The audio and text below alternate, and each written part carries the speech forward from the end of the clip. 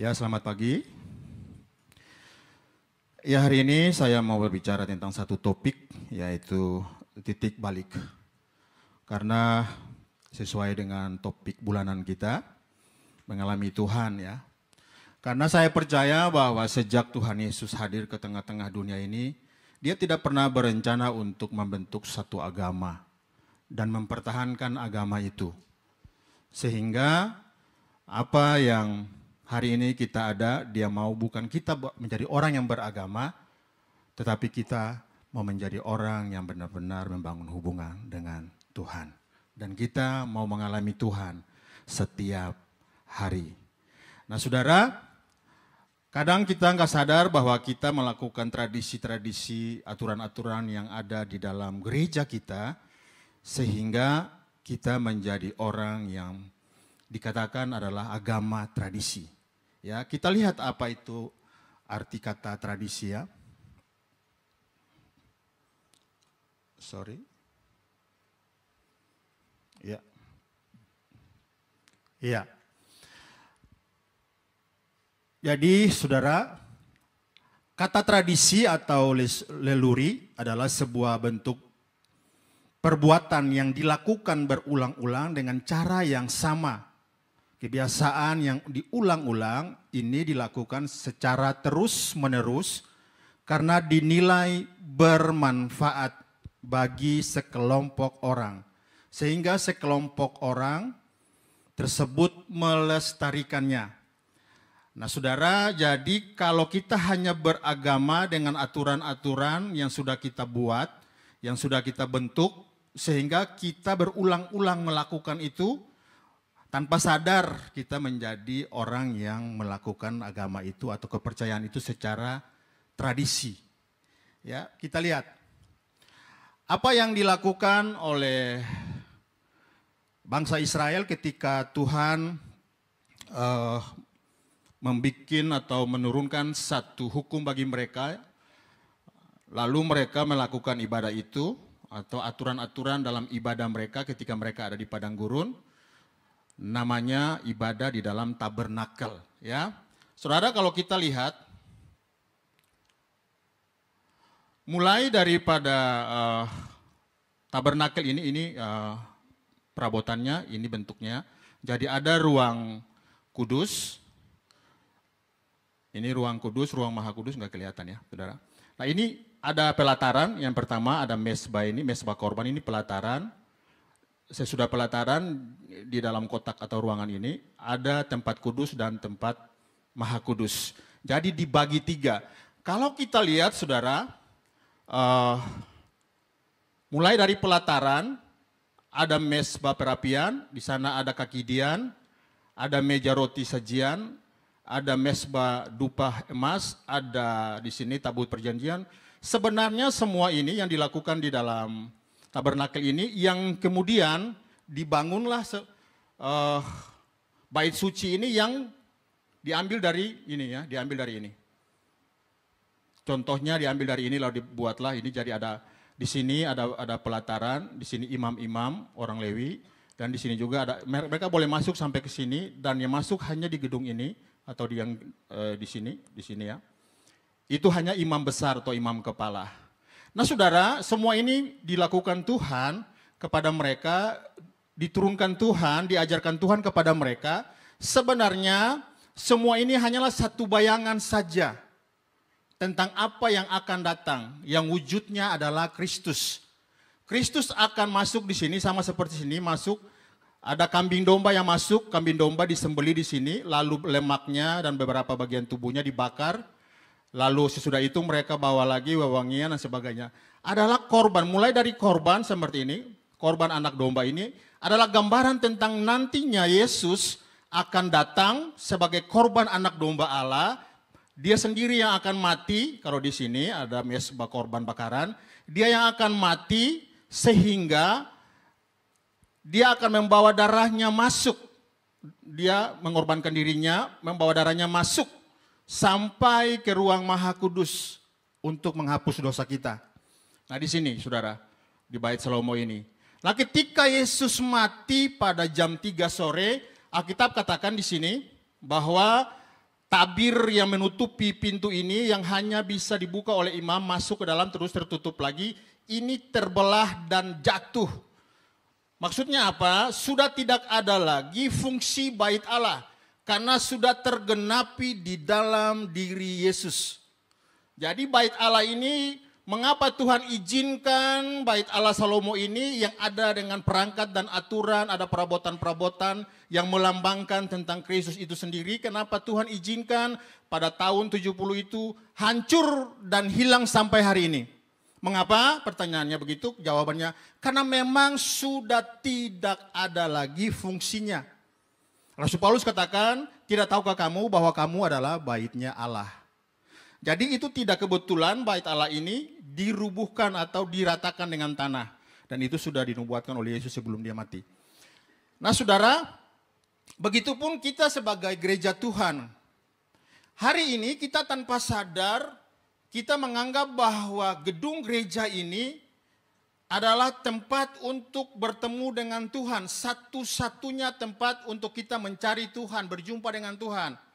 Sehingga kita datang ke tempat ini, kita dengan semangat supaya kita mau mengalami Tuhan di tempat ini. Itu enggak salah. Tapi kalau kita beranggapan bahwa satu-satunya tempat, berarti kita seperti ini. Kita seperti bangsa Israel. Dan hari ini mereka berupaya untuk membangun kembali bait Allah yang baru. Karena mereka menolak apa yang sudah digenapi oleh Tuhan Yesus. Mereka menolak itu. Dan mereka tidak mengerti bahwa semuanya sudah tergenapi dalam diri Yesus. Mulai dari Yesus mengorbankan dirinya, Yesus masuk mempersembahkan darahnya di dalam ruang Maha Kudus ini. Sehingga kita semua tidak lagi harus melalui para imam. Kita tidak lagi harus melalui pendeta, hamba Tuhan yang terkenal. Tidak lagi melalui orang-orang yang dipercayakan Tuhan untuk melayani di mimbar. Karena kita semua adalah imam-imamnya Allah. Yang tadinya hanya beberapa orang yang dipilih suku Lewi dan beberapa orang imam dan imam kepala. Tidak lagi. Kenapa? Karena tabir ini memang sudah tidak ada lagi. Bahkan gedung ini sendiri atau bait Allah ini sendiri sudah tidak ada. Kenapa? Karena Allah atau bait Allah yang sebenarnya itu adalah saudara dan saya dan gereja Tuhan. Kumpulan gereja Tuhan adalah bait Allah. Sehingga saudara, kita harus memahami supaya kita jangan terjebak di dalam tradisi beragama. Sehingga orang mengalami Tuhan itu hanya di gereja. Orang mengalami Tuhan itu hanya di gedung-gedung ibadah atau di tempat-tempat ibadah di dalam KKR. Enggak salah, cuman salah kalau hanya itu tempatnya. Saya mengalami Tuhan, saudara. Pertama kali umur 15 tahun saya mengalami Tuhan. Dan saya pastikan saya mengalami Tuhan itu dengan tandanya saya mengalami sukacita yang luar biasa yang tidak pernah saya rasakan ketika ada satu KKR besar. Ya. Ya. Nah, saudara, oleh karena itu kita tidak harus hidup sebagai orang yang beragama, tapi kita harus lahir baru. Yohanes 3 ayat 3, jawab Yesus, aku berkata kepadamu, sesungguhnya jika seorang tidak dilahirkan dari air dan roh, ia tidak dapat masuk ke dalam kerajaan Allah. Kalimat ini disampaikan Yesus kepada Nikodemus yang adalah seorang guru agama. Nikodemus sangat percaya kepada aturan-aturan dalam hukum Taurat. Dia sangat percaya kepada agama Yahudi atau Yudaismenya. Ya, sehingga ketika Yesus tampil ini apalagi? Karena dia menurut dia sudah benar apa yang dilakukan. Sudah betul, sudah yakin bahwa dia akan berjumpa dengan Tuhan dengan aturan-aturan agama itu. Tapi semua itu diruntuhkan atau dipatahkan oleh Tuhan Yesus. Bahwa tidak, agama tidak menyelamatkan kita. Tapi perjumpaan dengan Kristus melahirkan kita menjadi orang-orang yang baru sebagai pengikut-pengikut Kristus. Sehingga Nikodemus dengan argumen-argumennya, bagaimana mungkin saya seorang yang dewasa bisa masuk ke rahim ibuku. Tapi Yesus mengatakan kamu harus dilahirkan dari air dan roh. Jadi saya mengalami itu, saudara. Mungkin dari tahun 1500 atau 1700 kami sudah mengenal Tuhan. Orang tua kami, nenek moyang kami mengenal Tuhan. Tapi kami hanya sebagai orang yang beragama. Dan itu melakukannya secara berturun-temurun, berulang-ulang sehingga merasa bermanfaat. Agama-agama yang lain pun sama, saudara. Mereka melakukannya dan mereka merasa itu bermanfaat untuk mereka bisa menyentuh Tuhan. Tapi itu tidak bagi kita. Kita harus mengalami Tuhan di dalam kehidupan kita. Kita harus mengalami Yesus yang sudah menggenapinya di dalam dirinya. Semua tuntutan hukum Taurat, semua peraturan-peraturan di dalam kemah suci, bait Salomo sudah digenapinya. Dia masuk mempersembahkan dirinya sebagai korban dan darahnya untuk menyucikan kita. Jadi batal sudah semua apa yang ada di dalam peraturan-peraturan hukum Taurat. Ya. Ada beberapa contoh, saudara. Ya, contoh orang yang hidup di dalam tradisi keagamaan seperti Ayub. Ayub itu dia sangat percaya, bahkan setiap hari kalau anak-anaknya itu melakukan pesta pora, dia sangat takut jangan sampai anak-anaknya itu berbuat dosa, tidak menyenangkan hati Allah. Oleh karena setiap kali selesai anak-anaknya mengadakan pesta pora, dia mempersembahkan korban. Dia tahu apa yang diimani oleh leluhurnya, dia mengikutinya. Dia selalu memberikan korban-korban buat anak-anaknya supaya mereka diselamatkan. Tapi dia sendiri tidak mengalami Tuhan. Dia katakan begini, hanya dari kata orang saja aku mendengar tentang engkau. Jadi dia nggak tahu tentang Tuhan. Sampai dia mengalami satu masalah besar dalam hidupnya. Semua hartanya habis, anak-anaknya habis, istrinya meninggalkan dia, dia kena penyakit. Baru saat itulah dia bertemu dengan Tuhan di dalam badai. Dan dia katakan, mataku sendiri memandang Tuhan. Ya, Rasul Paulus juga demikian. Ia seorang ahli Taurat yang sangat taat dan melakukan hukum Taurat. Sehingga menjadi orang yang paling terdepan dalam membela hukum Taurat. Ia membuat Paulus menjadi seorang pemuda yang sangat radikal dan menganggap pengikut Kristus sebagai ancaman bagi bangsa Israel yang hidup di bawah hukum Taurat. Rasul Paulus sangat-sangat membela imannya, sangat membela Tauratnya, hukum-hukumnya. Sehingga dia menganggap bahwa pengikut Yesus adalah ancaman bagi hukum Taurat dan orang Israel. Disitulah Rasul Paulus mengalami Tuhan. Saudara, saya sangat percaya bahwa kita tidak mengeraskan hati sampai ada masalah baru kita mengalami Tuhan. Saya percaya kita tidak mau mengalami hal-hal buruk baru kita mau mengalami Tuhan. Kita merasakan bahwa Tuhan itu ada untuk menyembuhkan saya, ada untuk menolong saya, ada untuk memberkati saya, ada setiap waktu ketika saya butuhkan. Tidak, saudara. Tuhan ingin kita tidak seperti ini. Tuhan ingin kita mengalami Tuhan tanpa ada masalah dalam hidup kita. Ya. Oke.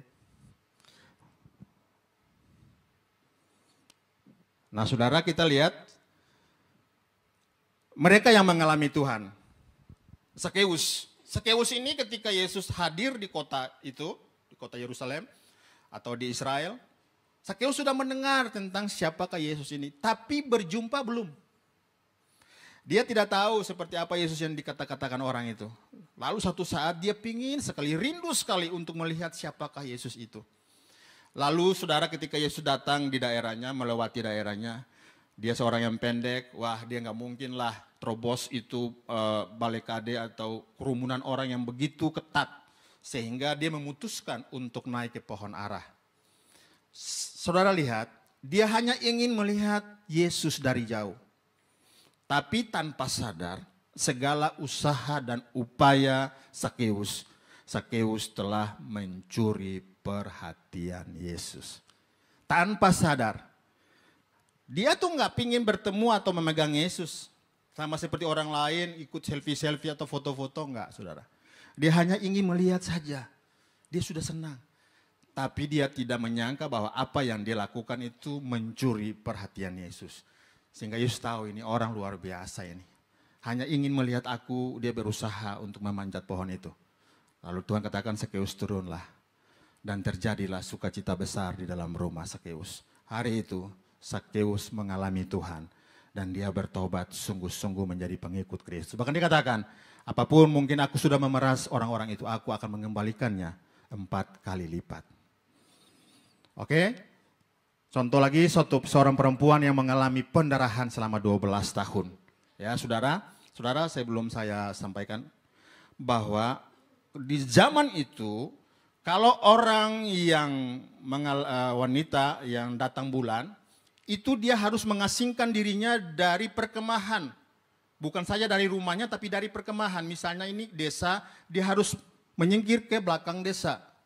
Supaya apa? Jangan dia tersentuh oleh orang lain atau bekas duduknya diduduki orang lain itu najis. Karena sampai kalau tahu bahwa dia itu najis, dia tidak memperhatikannya, dia akan dilontari dengan batu. Jadi saudara, ketika perempuan Samaria, perempuan pendarahan ini, dia mengambil resiko untuk menyentuh Yesus karena dia tahu bahwa dia adalah seorang penyembuh, dia adalah seorang tabib, dia adalah seorang Tuhan, dia sanggup menyembuhkan dia. Dia berusaha untuk mendekati Yesus dan menjamah Yesus. Dia katakan, asal ku jamah saja jumbai jubahnya, aku akan sembuh. Resikonya kalau Yesus tahu kamu najis menyentuh saya, kamu akan dilontari dengan batu. Tapi perempuan ini, dia mengambil resiko itu. Akhirnya Yesus katakan kepada dia begini. Tetapi Yesus berpaling dan memandang dia serta berkata, teguhkanlah hatimu. Alasannya karena dia takut. Dia takut jangan sampai rahasianya tahu. Karena dia sudah 12 tahun pendarahan. Ya kemungkinan dia sudah kurus kering, sudah enggak kuat, sudah lemas. Tapi dia berusaha untuk menjamah Yesus. Dan seketika dia menjamah itu, bagi hukum Taurat dia harus dilontari dengan batu. Tapi bagi Yesus kasih Tuhan mengalir dan menyembuhkan dia. Dan itulah kita saudara. Tuhan itu mau melakukan segala sesuatu dalam hidup kita. Pertanyaannya, kita mau gak mendekat kepada Tuhan? Kita mau gak berupaya dengan Tuhan? Kita mau gak dengar firman Tuhan? Datang beribadah? Kita mau gak membaca firman Tuhan? Merenungkannya siang dan malam seperti Daud? Kita mau nggak mengambil waktu, kalau memangnya kita harus berpuasa, kita berpuasa. Saya berharap satu ketiga Bapak Gembala dan Ibu Gembala bisa menerapkan kapan waktu kita bisa puasa bareng di gereja ini. Ya, bukan untuk kita supaya terlihat kudus, tapi enggak. Hal-hal itu harus kita lakukan supaya apa? Kita bisa lebih lagi berupaya untuk bagaimana menghadirkan Kristus. Atau kita bisa merasakan Kristus itu dekat dengan kita.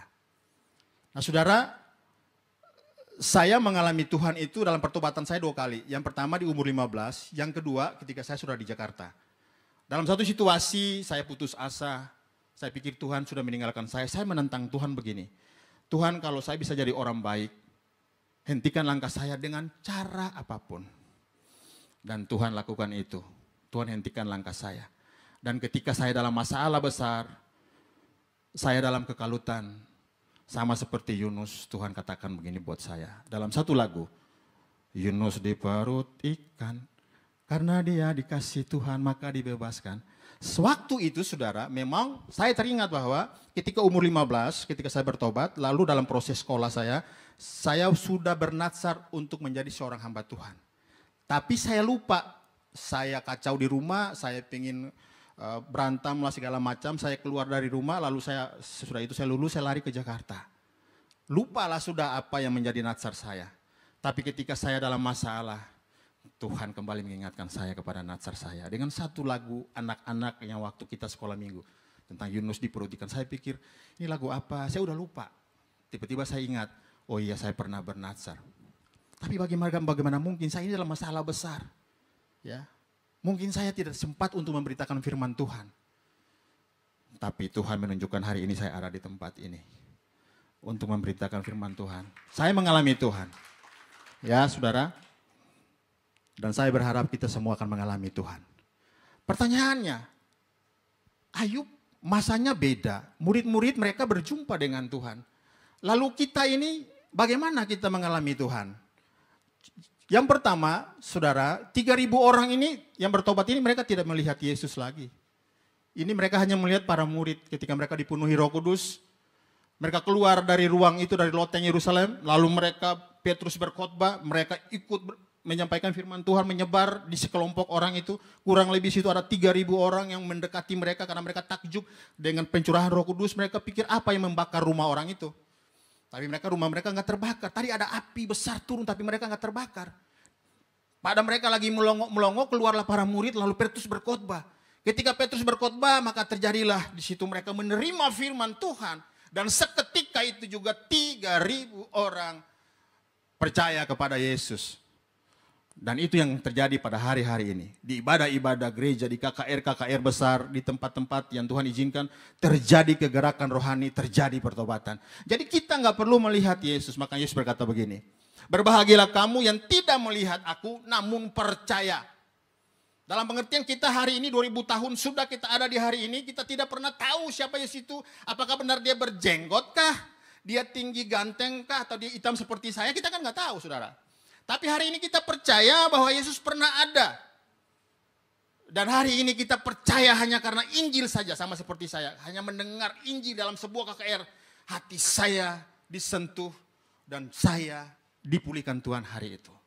Dan saya percaya kegerakan ini terus terjadi. Jadi tanpa melihat Yesus, tapi merasakan Yesus, merasakan kuasa pemulihan Yesus.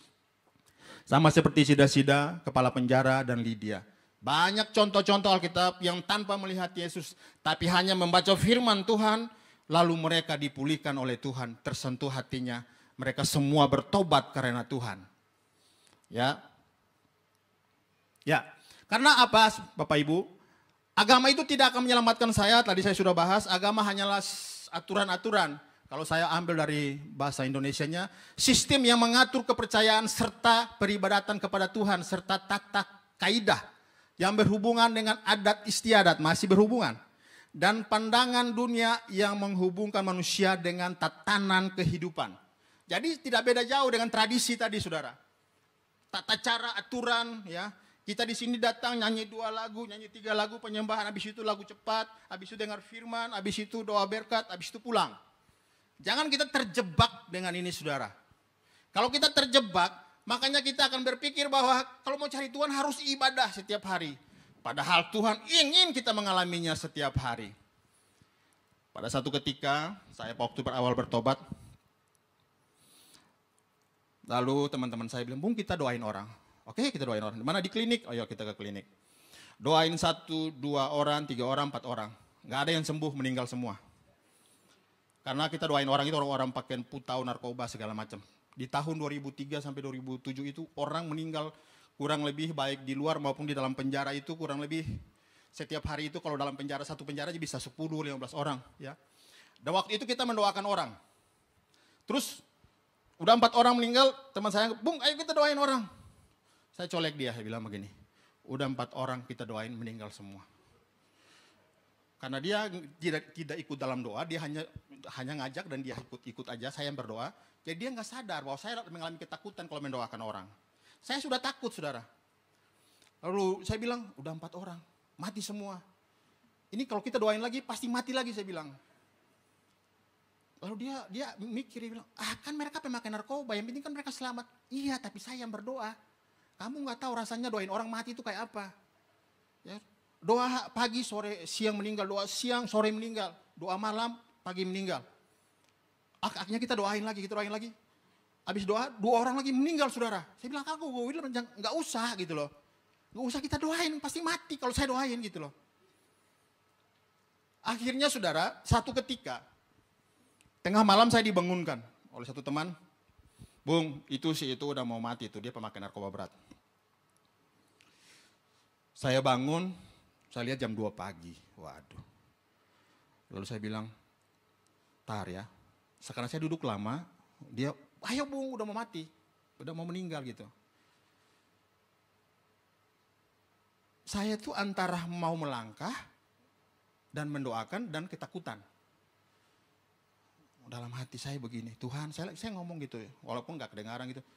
Ini udah sekian banyak orang yang mati. Ini kalau saya doakan pasti lewat punya. Ini pasti tewas, gitu kan. Lalu saya duduk lagi, ayo Bung. Saya bilang sebentar, saya kumpulin roh saya dulu, ini baru bangun, kaget ini saya. Tapi dia paksa, saya bilang tenang aja, dia gak bakalan mati kok. Terus dia paksa-paksa saya ngomong dengan Tuhan, ini udah kesekian orang meninggal. Saya kan sudah bertobat nih, ya kan. Udah mulai terus mendekatkan diri dengan Tuhan. Tapi mengapa saya mendoakan orang mati semua? Apakah tangan saya ini penuh dengan kutukan, belum menjadi tangan yang memberkati orang? Gitu ya. Lalu berkata-kata dengan Tuhan seperti itu. Terus dia bilang, Tuhan begini aja Tuhan. Sekali saja buktikan bahwa tangan saya ini tangan yang diberkati dan memberkati. Sekali saja orang sembuh, biar saya jadi percaya. Kalau enggak saya enggak mau lagi melayani. Karena saya udah takut, mati semua. Mungkin Bapak Ibu yang pernah doain orang mati itu seperti apa ketakutannya ya. Ini bukan satu orang, mati ada sekitar 10 orang mati semua. Lalu tiba-tiba saya bangkit, saya masuk, saya lihat dia. Itu dari anak itu kurang lebih dia tinggi seperti saya, beratnya 85 kurang lebih, sampai mungkin tinggal sekitar 30 sekian lah. Jadi mungkin tinggal mata dengan tulang lah, kalau lihat kan matanya belum, tulangnya tinggal tulangnya doang. Karena udah kurus, tulang-tulangnya udah kelihatan semua. Orang kalau pakai narkoba, kalau sudah berat badannya udah turun sampai dari udah setengah lebih, itu semua organ tubuhnya udah rusak. Semuanya udah rusak, tinggal matinya aja yang belum. Jadi saya bangun, saya bilang, apa kamu udah gak ada punya stok? Kayak gitu. Ada, tapi gak bisa, gak mampan. Saudara perhatikan, kalau udah gak mampan pasti mati. Ini pasti mati punya. Karena dia sakau, dia pakai tapi gak mampan lagi. Ini pasti mati. Dalam hati saya, pasti mati punya lah. Itu kan. Saya datang terus, bagaimana Bob? Pokoknya saya mau bertobat lah Bung. Habis ini saya gak mau pakai lagi. Saya gak mau pakai narkoba lagi. Oke, singkat cerita, saya pelayanan dia, bla bla bla bla bla bla bla. Oke, kita berdoa. Saya sudah berdoa, singkat saja, saya minta kesembuhan, benar-benar minta kesembuhan dari Tuhan. Terus sebelum amin, saya lagi mikir begini, saya harus ambil bed cover siapa atau kasur siapa yang nganggur, saya mau tindihin orang ini supaya jangan mati. Kalau mati jam 2 pagi kan gak lucu, kita juga di dalam ruangan itu ketakutan nantinya. Lalu habis amin saya mau turun karena pikiran saya mau cari kain tebal atau bed cover gitu. Terus dia pegang tangan saya, Bu mau kemana? Saya bilang saya mau cari kain tebal, bed cover atau kasur supaya saya mau tindihin kamu, jangan kamu mati malam ini. Oh enggak, saya udah enggak dingin lagi, jadi orang kedinginan Pak, kedinginan sekali, gigil ya. Dia enggak kok, dia udah lepas kain-kainnya, dilepas sarung-sarungnya. Saya lihat dia, serius lu ngomong? Serius, saya udah sehat. Terus dia bangun. Oke kita cerita, panjang lebar, saya bilang udahlah, berhenti narkoba. Cari Tuhan, dekatkan diri dengan Tuhan. Kita sama-sama gitu kan. Kita nih orang narkoba, kita nih orang gak benar, kita cari Tuhan sama-sama. Oke, saya keluar, saya lihat tangan saya. Benar nih Tuhan, tangan saya nih udah bagus nih katanya kan. Ya gitu kan. Benar nih Tuhan. Saudara lihat, siapa saya? Saya ini lebih parah dari saudara ya. Tapi ketika saya mulai bercakap-cakap dengan Tuhan, bertanya-tanya dengan Tuhan, menyampaikan isi hati saya, Tuhan hadir loh saudara. Dan anak itu 2 minggu kemudian tanpa obat, badannya naik. Tanpa obat. Tapi ketika sebulan kemudian saya lihat dia kok jatuh sakit lagi. Terus saya tanya teman-teman, kenapa ini? Dia pakai lagi, ya sudah risiko, saya bilang. Yang jelas dia udah sembuh waktu itu. Sekitar 2-3 bulan dia udah sembuh, badannya udah bagus. Tapi dia kembali pakai lagi. Mungkin dia diselamatkan, tapi tubuhnya binasa karena dia tidak mau hidup sebagai orang-orang yang bersyukuri apa yang Tuhan sudah berikan. Dan saya ingat tuh dia ketika terakhir, Bung doain saya bilang, sepertinya kesempatanmu dalam hati saya, kesempatanmu udah gak ada untuk hidup lagi. Ya saya doain kamu supaya kamu diterima Tuhan Yesus, saya bilang begitu. Ya. Jadi saudara, kita akan mengalami Tuhan kapan saja. Banyak hal. Saya mendoakan orang yang sudah sorenya untuk kesekian kalinya sudah ingin bunuh diri. Tapi saya mendoakan dia sampai hari ini tidak ada lagi ingin bunuh diri dalam hidupnya. Saudara, jadi itu seperti itu. Yang kedua, kita hanya tidak sekedar percaya karena percaya itu mengakui atau yakin bahwa sesuatu memang benar, nyata dan ada. Kadang-kadang tanpa sadar kita hanya percaya bahwa Yesus yang menyelamatkan saya. Kita hanya percaya bahwa Yesus itulah yang bawa saya ke surga. Kita percaya bahwa ketika kita ada dalam Yesus, kita pasti mengalami keselamatan itu. Benar saudara. Tapi tidak sampai di situ. Yesus ingin kita mengalami Dia setiap saat, setiap hari. Dan itu Yesus inginkan. Apa yang dialami oleh Daud, para nabi, rasul-rasul yang mereka sering bertanya kepada Tuhan, mereka harus kemana, menginjil kemana, pergi kemana. Tuhan selalu jawab, Tuhan selalu nyatakan petunjuk-petunjuknya. Dan hari ini saudara, harusnya kita lebih lagi dalam Tuhan. Karena Yesus pernah berkata, ya, Jika kamu percaya, kamu akan melakukan perkara-perkara yang lebih besar daripada apa yang aku lakukan. Ketika saya lagi menyiapkan khotbah dan satu pelayanan, pagi-pagi hari Kamis, saya lagi bertanya-tanya begini, karena pelayanan hari Jumat itu ada dua, satu daerah Blok M, satu daerah Pluit. Jadi saudara, saya lagi bingung nih karena mereka tahu saya ulang tahunnya 18 kemarin. Ya kita udah rayakan di Sentul ya, di Cipanas ya. Tapi mereka ingin merayakannya karena ada lagi seorang teman saya yang merayakannya. Saudara, jam ibadahnya sama, jam 12. Mereka jam 12, kami ya setengah 12 kurang lebih begitu ya. Lalu saya berpikir begini, kalau saya habis ibadah jam 1, mereka sudah selesai di sana. Untuk perayaannya mereka mungkin udah kerja lagi karena di kantor kan. Saya bergumul pokoknya beberapa hari itu pikiran saya bagaimana caranya tuh saya harus melayang dari Pluit sampai ke Blok M dengan cepatnya supaya bisa ketemu jam yang sama supaya saya menghargai mereka merayakan ulang tahun saya gitu.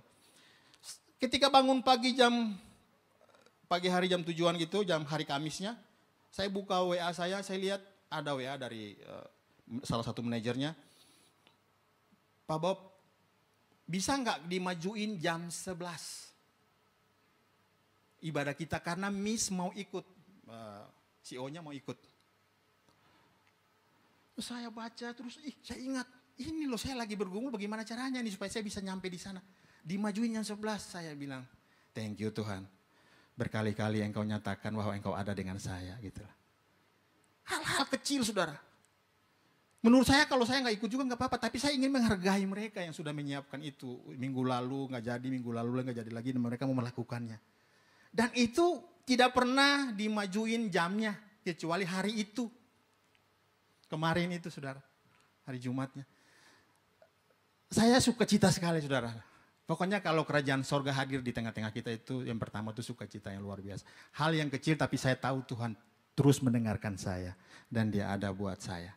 Saya percaya Tuhan bukan hadir buat kami aja tapi buat kita semua. Siapalah saya, kita sama kok. Cuman belum aja saudara naik di sini untuk memberitakan firman Tuhan. Nanti kapan-kapan kita semua akan naik di sini untuk memberitakan firman Tuhan. Tapi kalau bicara tentang hubungan dengan Tuhan, pasti itu.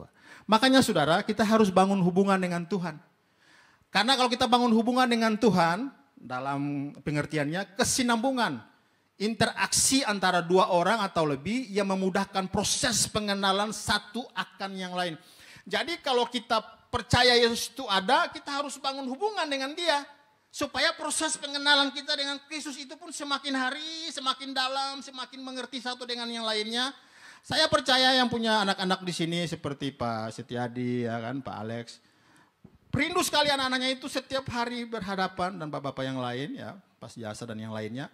Pasti rindu anak-anaknya itu setiap hari harus ada dengan dia supaya sebagai orang tua dia ingin bahwa anak itu bisa merasakan bahwa dia sangat mencintainya, mengasihinya, melindunginya, ya. Kehangatan seorang ayah itu pingin dirasakan. Dia ingin anaknya itu tahu bahwa orang tua itu sangat mencintai. Bukan sekedar melahirkan. Tapi akan sangat sulit kalau anak itu memberontak atau dia cuek lalu dia pergi dari rumah. Seminggu sekali mungkin dia hadir, sebulan sekali dia hadir di rumah. Atau setahun sekali baru dia nongol di rumah. Anak itu tidak akan pernah merasakan bagaimana cintanya seorang ayah, cintanya seorang ibu. Anak itu tidak akan tahu bagaimana ayahnya itu sungguh ingin melindungi dia dari segala sesuatu. Anaknya itu tidak akan pernah tahu kalau ayahnya itu selalu ingin mencukupi kebutuhan hidupnya. Enggak pernah tahu. Tapi kalau terus bangun hubungan, siang ada, pagi ada, malam ada, sehelo dengan orang tua duduk mendengarkan kata-kata orang tua. Maka anak itu akan tahu bahwa ayah saya luar biasa. Begitupun Tuhan kita saudara. Tuhan mau setiap hari kita duduk. Entah itu sekedar mendengar khotbah, entah itu sekedar mendengar firman Tuhan, baca firman Tuhan. Kita harus punya waktu. Kita harus memberi waktu khusus kita dengan Tuhan. Bersekutu di tempat ini saudara, ini baik. Tapi ini saudara, persekutuan ibadah seminggu sekali ini adalah tempat di mana kita melakukan celebration, rasa syukur kita bersama-sama. Karena Tuhan sudah melihara kita selama seminggu, itu pertama. Jadi kalau kita hadir sini kita mau sama-sama merayakan, melakukan celebration, bersuka cita bersama. Karena kita sudah merasakan kasih Tuhan dari hari ke hari, waktu ke waktu. Kita bisa merasakan itu, kita bisa melakukan itu setiap hari di tempat ini, setiap minggu.